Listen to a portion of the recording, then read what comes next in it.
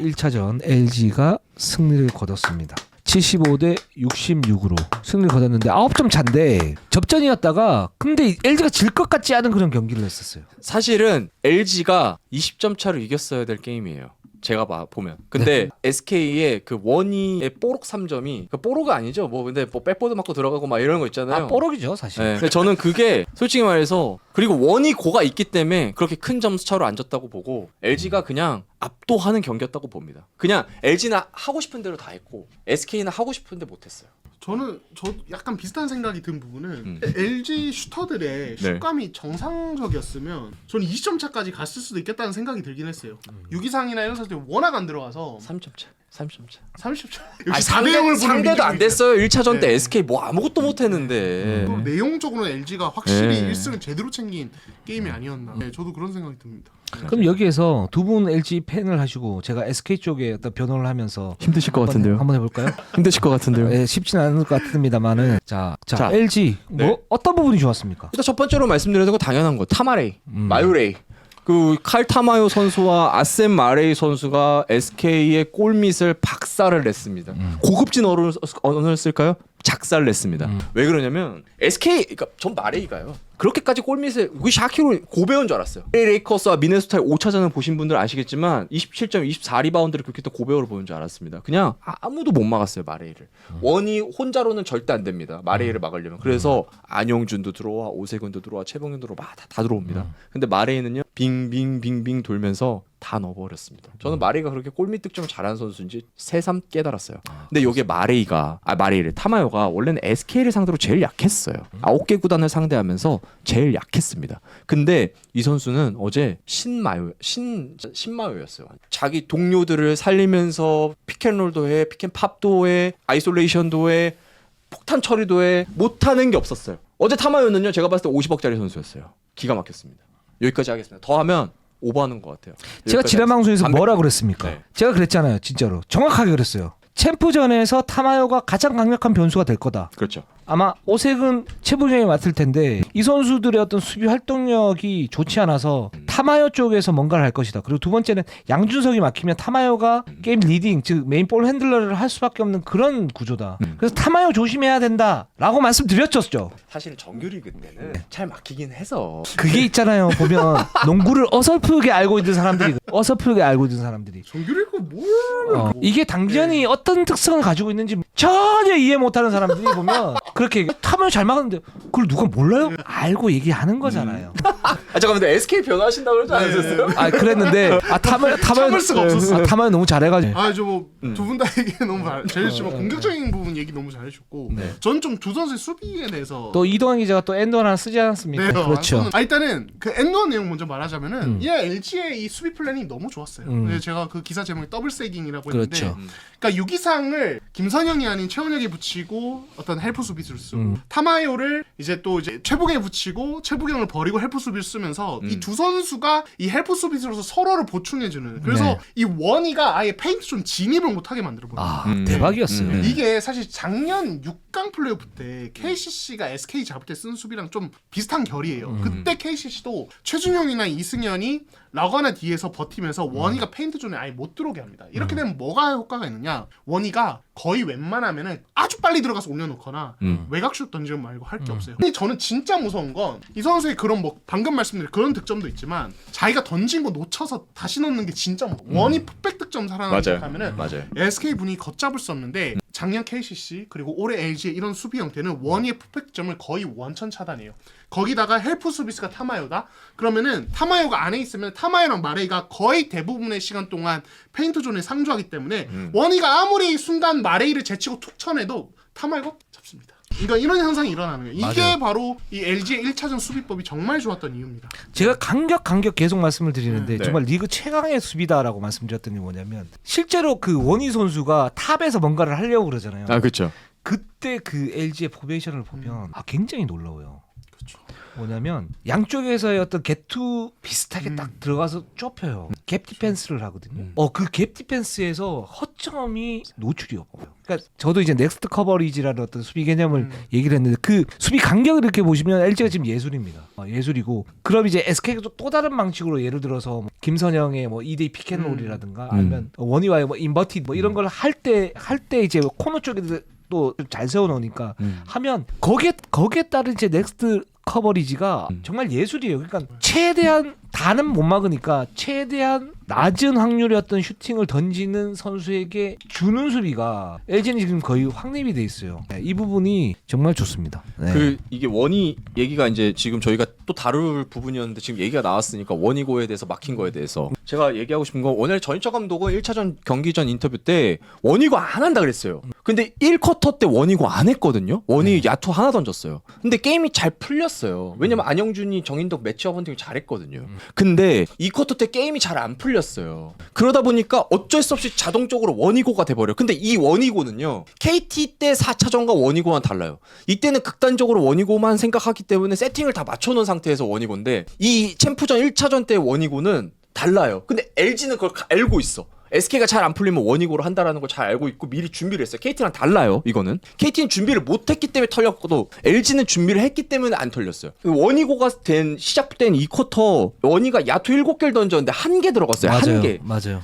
이게 근데 후반에는 그래도 원익으로 주구장창 해버리니까 3쿼터 때 막 득점 많이 올리고 하면서 접전이 돼버렸던 거거든요. SK 국내 선수들 아무것도 못할 때. 근데 이게 결국에는 LG를 상대로 4쿼터 후반 20분 내내 원익으로 해버리니까 LG 수비 뭡니까? KBL 최고 아닙니까? 안 통해요. 통하더라도 힘들어. 원희가 이날 야투 성공률이 43%예요. 그리고 21점을 넣었거든요. SK가 보통 원희의 야투 성공률이 떨어지는 날이 있어요. 그럼에도 20점을 넣는 날은 어떻게 이기냐면 김선영, 안영준 이 라인에서 최소 두 자릿수 15점 이상을 넣었을 때 SK가 이겨요. 근데 어제 김선영 7점, 안영준 11점. 못 이겨요. 이러면 못 이깁니다. 원희고를 하더라도 준비가 완벽하게 된 원희고가 아닌 이상 그것도 LG가 막아낼 수 있다고 저는 보지만 이렇게 극단적으로 그러니까 급조된 원희고는 LG한테 안 통해요. 원희가 볼 잡고 있으면 되게 귀찮게 한번 이렇게 와서 톡 건드리고 가요. 그게 또 준비한 수비법 중 하나예요.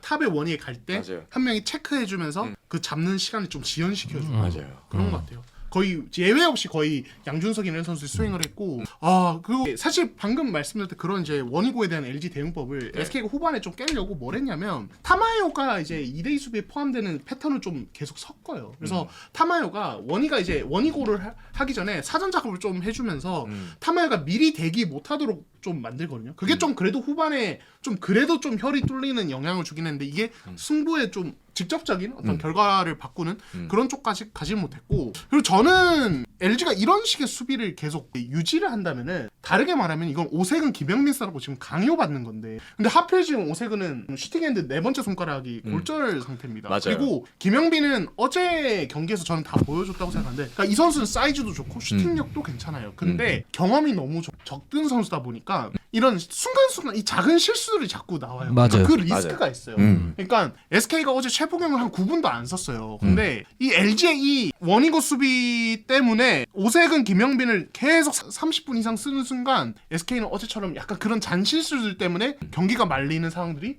좀 나올 것 같다. 저는 이런 생각도 좀 들어요. 지금 그렇죠. SK가 되게 좀 고민이 많지 않을까라는 생각이 들어요. 자 그리고 LG가 어제 승리했던 건 칼타마요와 아셈 마레의 화력도 있지만 이 두 선수를 얘기 안 할 수 없습니다. 허일영 그리고 인덕션 정인덕입니다. 네. 허일영 선수는 어제 정인덕 선수가 안영준 선수에게 좀 고전했을 때 조상현 감독이 과감하게 바꿔버려요.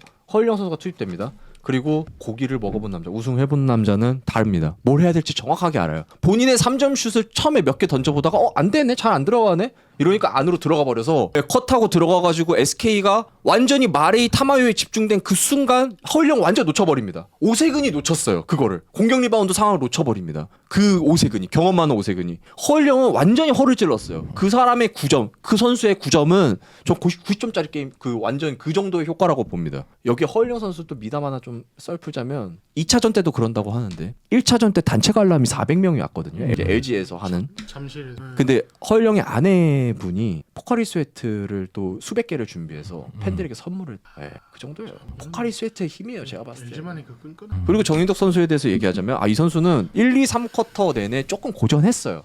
큰 경기가 거의 처음이기도 하고 안영준과의 매치업에서 좀 고전했습니다. 근데 SK가 너무 털리다 보니까 매치업을 바꿉니다. 안영준으로. 그러니까 정인덕이 그때부터 펄펄 날기 시작해요.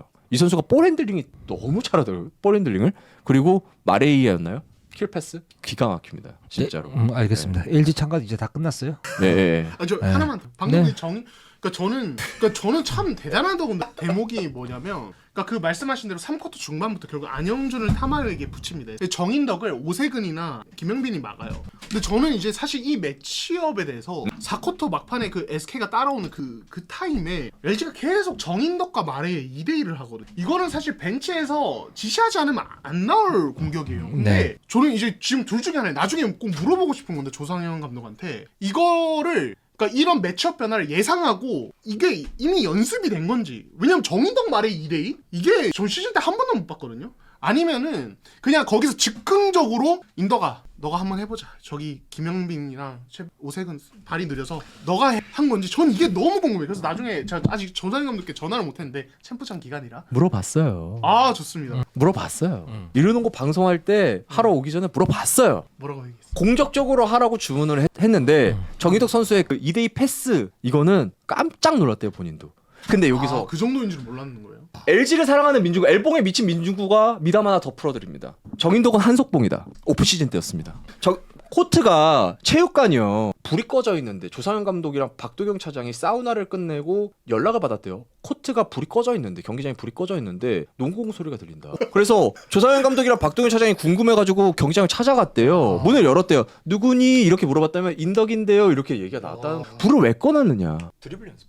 안 보고도 할 수 안 있게. 보고 할 수 있게. 그러니까 볼 핸들링이 그 유려한 그 자연스러운 볼 핸들링이요 괜히 나오는 게 아니라니까요. 근데 그 패스는 제가 봤을 때는요 그 선수가 감춰놓고 있던 잠재 능력이라고 봐요. 그 패스는 LG에서 양준석밖에 못하는 패스라고 봐요. 그 2대2 자연스러운 환상적인 날카로운 그 패스는요. 그 패스가 단순히 어시스트 한 개 올라간 거 빼고 마레이가 못 넣은 그 공격 상황도 있었어요.